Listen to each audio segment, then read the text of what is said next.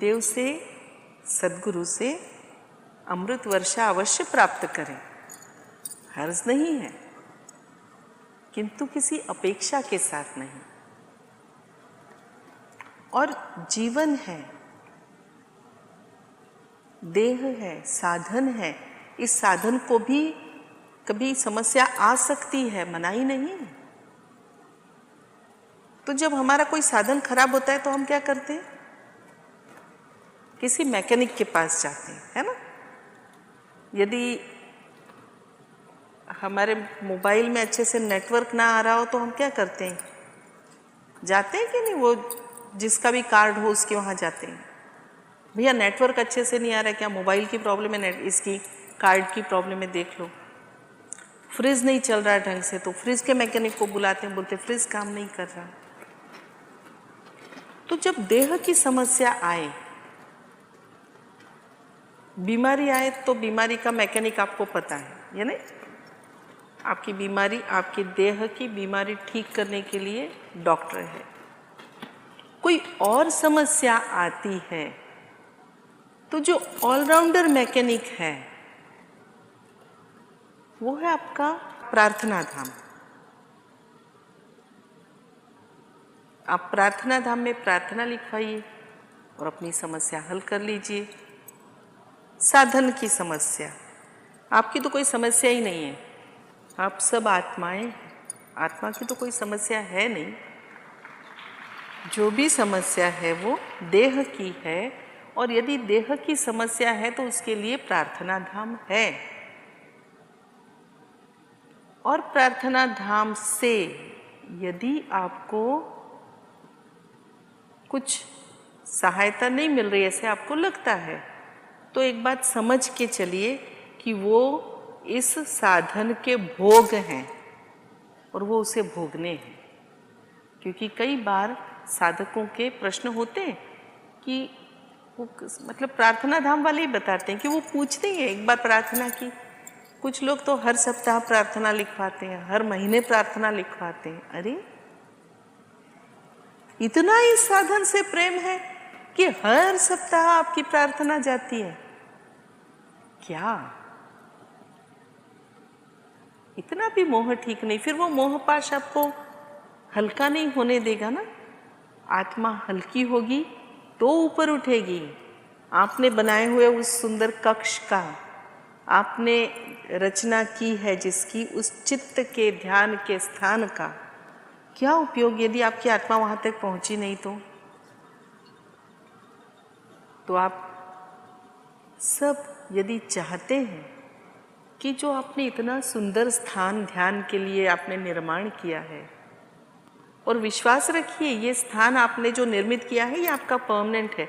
जो सुधार करना है कर लेना, आपको नहीं अच्छा लगे बदल सकते हैं। आप वहीं कंफर्टेबल होंगे जो आपके ध्यान का स्थान है, आपको वहीं अच्छा लगेगा जो जन्मों से आपकी साधना स्थली रही है। क्योंकि मेरा अपना अनुभव तो यही कहता है, मैं बराबर वहीं पहुंची जहां जन्मों से ध्यान करती थी। तो आप भी वहीं पहुंचोगे, आप वहीं पहुंचोगे। आप सभी इतनी साधना करके इस जन्म में आए हैं, इस देह में आए हैं,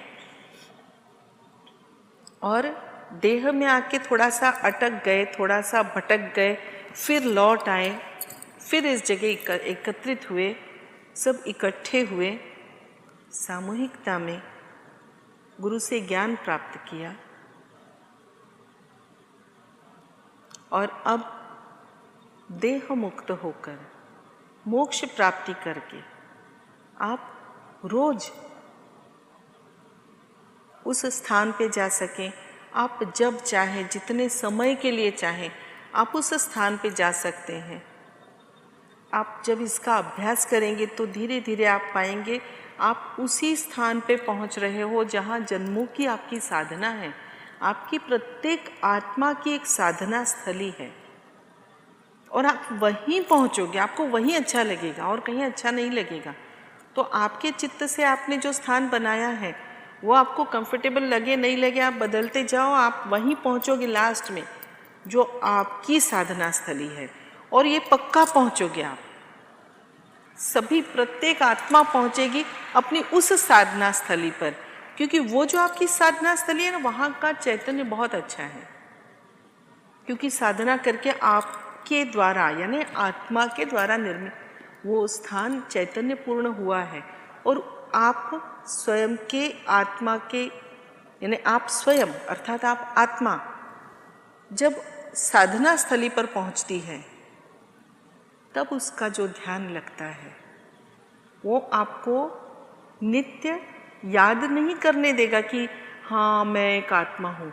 वो आत्मा बन ही जाएगा, प्रत्येक साधक आत्मा बन ही जाएगा और आत्मा बन के जिएगा। उसे याद नहीं करवाना पड़ेगा मैं एक पवित्र आत्मा हूँ, मैं एक शुद्ध आत्मा हूँ। वो शुद्ध आत्मा के रूप में रहेगा, वो सदैव पवित्र ही रहेगा, वो पवित्र स्थान पर ही रहेगा, वो गलत जगह पे पहुंचेगा ही नहीं और ना ही देह को जाने देगा। तो अभी से इसी क्षण से आप प्रयास कीजिए कि आप अपने उस पवित्र स्थान पर, उस साधना स्थली तक पहुँचे, उसी साधना के स्थान पर आप ध्यान करें और आत्मा देह से मुक्त रहे। जब इस बोझ से मुक्त रहेगी, इस देह तो बहुत सारे कर्मों का लेखा जोखा, भार, विचारों का, मोह का, न जाने कितने मोह पाश में आपके पास होते हैं, कभी समस्याओं के होते हैं, रिश्तेदारों के होते, सब देह से रिश्ता है। ना आत्मा किसी का पुत्र है, ना आत्मा किसी की माता है, ना आत्मा किसी का पिता है, ना आत्मा किसी का भाई है। आत्मा केवल आत्मा है, किंतु देह में है तो देह की जिम्मेदारियां, देह के यानी साधन की जो भी जिम्मेदारियां हैं वो देह पूरी करेगा, वो छोड़ के जा नहीं सकता। ऋण मुक्त नहीं होगा तो मोक्ष नहीं मिलेगा।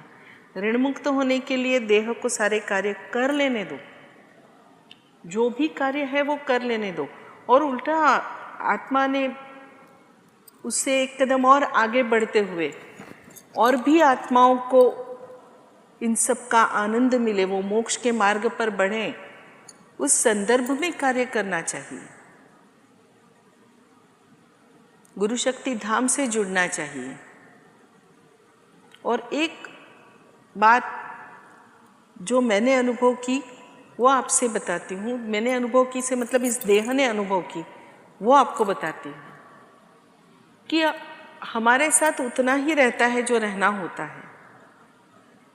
मैं पहले भी कह चुकी हूँ कि हमारे साथ उतना ही रहता है जितना रहना होता है।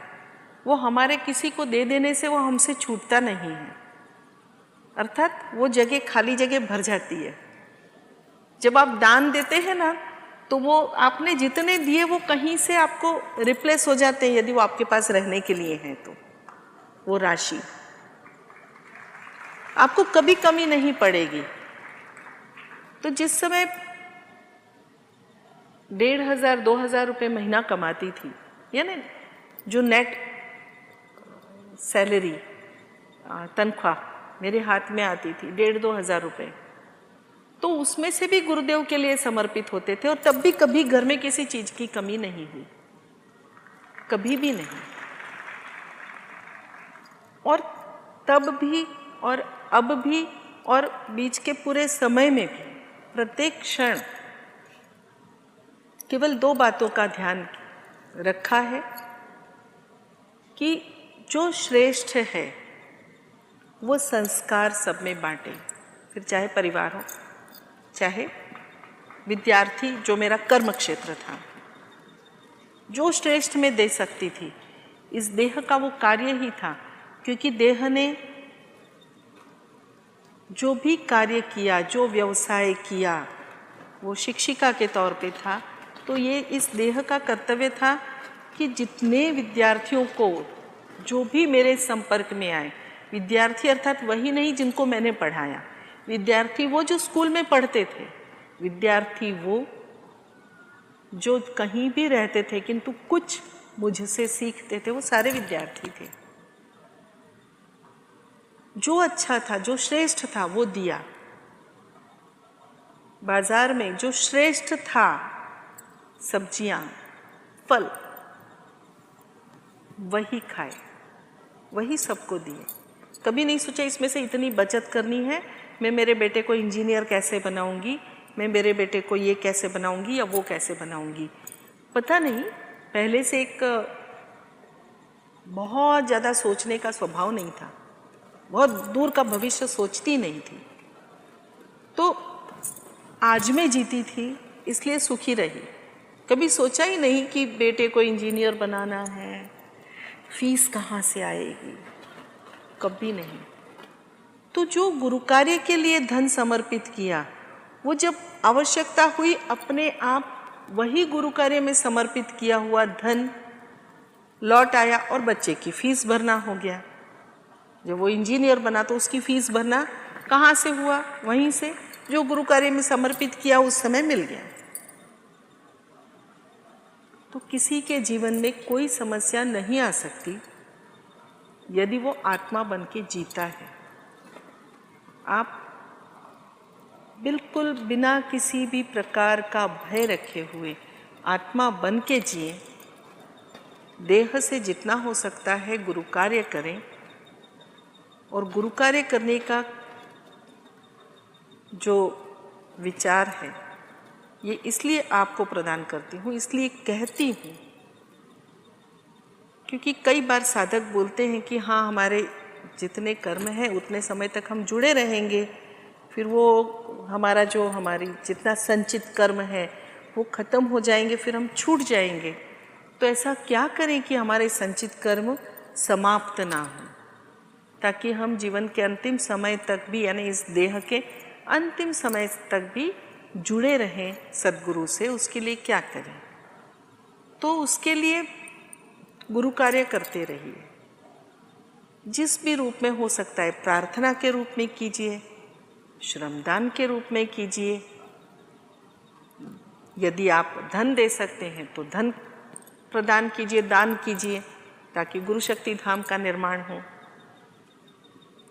आप प्रचार कर सकते हैं, आप प्रचार कीजिए। वैसे भी पुत्र को जन्म दिए बिना मोक्ष प्राप्ति नहीं होती। पुत्र को जन्म देने का अर्थ शरीर से पुत्र को जन्म देना नहीं है। गुरुदेव पहले भी बता चुके हैं, किसी के मोक्ष का कारण आप बने, किसी को मोक्ष प्राप्ति के मार्ग पर आप ले आए, ये है पुत्र को जन्म देना। तो प्रत्येक आत्मा ने एक आत्मा को सत्य मार्ग दिखाना चाहिए, तभी मोक्ष प्राप्ति होगी। तो प्रत्येक साधक कम से कम एक आत्मा तक तो प्रचार अवश्य करें। उतना प्रचार करेंगे तो आप मोक्ष प्राप्ति के अधिकारी हैं। देह से मुक्त होना मोक्ष है। सभी देह से मुक्त रहें, मोक्ष प्राप्ति करें। मोक्ष के मार्ग पर बढ़ने की बात ना करें, बल्कि मोक्ष प्राप्त कर लें, आज ही से, अभी से, इसी क्षण से। देह मुक्त हो, देह से संबंधित प्रत्येक विचार से मुक्त हो। विचार किए बिना भी अपनी सभी जिम्मेदारियां साधन निभाएं और साधक अर्थात आत्मा मोक्ष का आनंद लें। यही शुभकामना, यही शुभेच्छा। जय बाबा।